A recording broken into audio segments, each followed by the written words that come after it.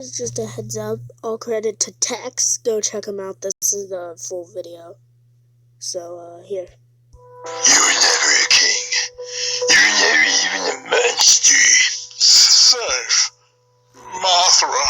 What did you say that? Psych! First off, you say this my right, but I'm gonna beat you again. You claim to be a loser, but you eyes break.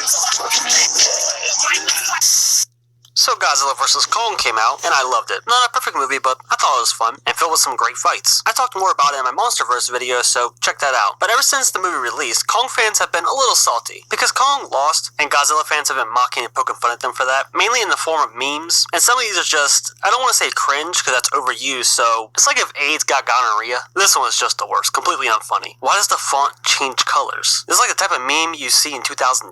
And of course you got a Mothra joke, so that's really original. And yes, most of these are from Facebook and iFunny, of course. Am I dead yet? But what I want to do is tell Kong fans that they shouldn't be as upset by the result of the movie because everything was stacked against Kong the whole time. And I'm going to go through and explain that all things considered, Kong did very well. And in the end, he bowed to no one.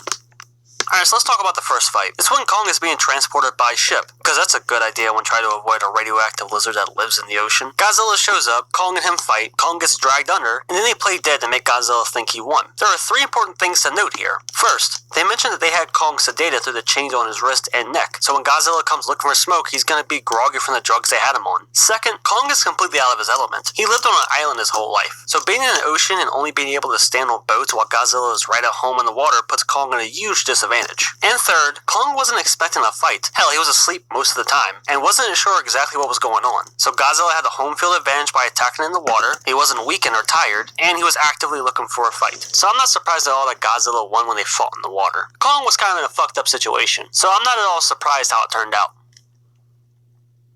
Okay, so let's talk about the second fight, which is 2 rounds, and I considered it just one long fight, but since the movie mentions that it's 2 rounds, we'll do the same. So Kong gets the axe from Hollow Earth, Godzilla blasts a hole down to him, then Kong comes up and they start the fight. And Kong is doing much better this time, and using the axe to his advantage, until he finally gets one over on Godzilla. The humans say round 2 goes to Kong, giving him a massive W. So by using the axe and absorbing the blast from Godzilla, Kong was able to win that part of the fight. But when Godzilla gets up and Kong no longer has the axe because he exhausted his energy, Godzilla proceeds to push his shit in. And I had my shit pushed in, bro, big time. And so they fight for a while, and Godzilla starts moving much faster than I've ever seen before. Seriously, he's like a fucking crackhead. He's like insane. He got a Zenkai boost after losing the last round, and so now he comes back stronger than ever. But eventually Godzilla stands over Kong. You were never a king.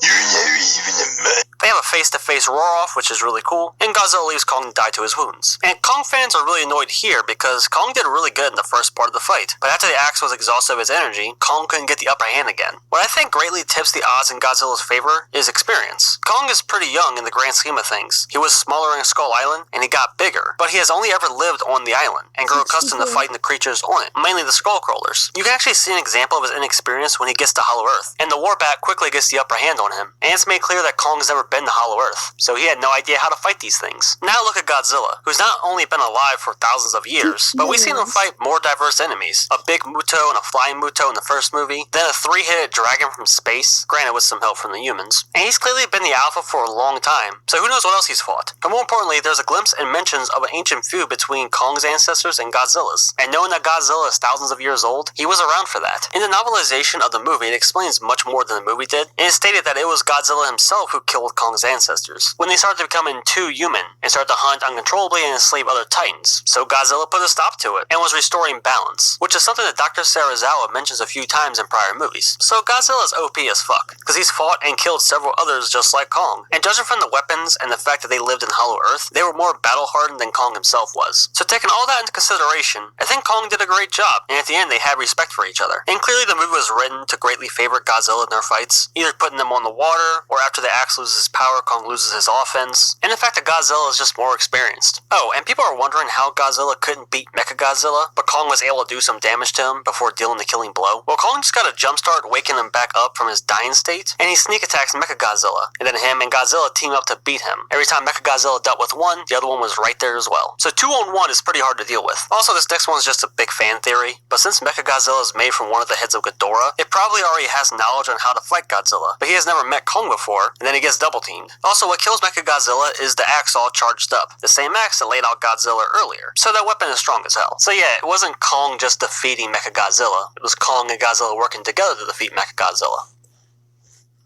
Honestly, I'm not surprised by the outcome. Hold on, and another reason why Godzilla didn't, Atomic Breath wasn't stronger than Mechagodzilla's, it should have been.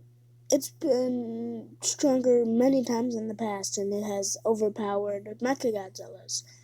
But he used it way too much during the first fights, and he didn't have the power from it to beat Mechagodzilla's, which hasn't used his at all yet, so that's just my theory right there. With a battle between Godzilla and Kong. We've seen Godzilla fight several times in the Monsterverse, and it's been made clear that he's been the alpha for a long time. So I figured Kong was going to be at a disadvantage the whole time, and generally wouldn't be as strong or as experienced as Godzilla was. And I'm not really a mega fan of Godzilla or Kong, but I like both of them, and I had a lot of fun watching the movie. But anyway, that's just what I think. So why don't you go ahead and leave a comment down below and let me know what you think. And of course, if you enjoyed the video,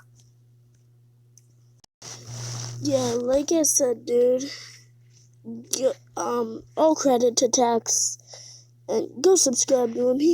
I love his videos. So, bye though.